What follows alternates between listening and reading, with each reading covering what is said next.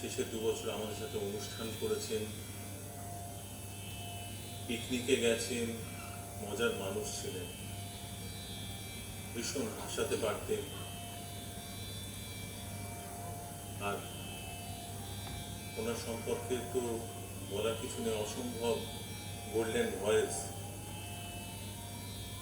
এরম ভয়েস পাওয়া খুব মুশকিল। আমরা তার গলায় যে সুর, সে সুর তো মূর্ছনায় ভরিয়ে দিত আমাদের। সেই সুরের গান, রবীন্দ্রনাথের গান দিয়ে আমরা তার শ্রদ্ধা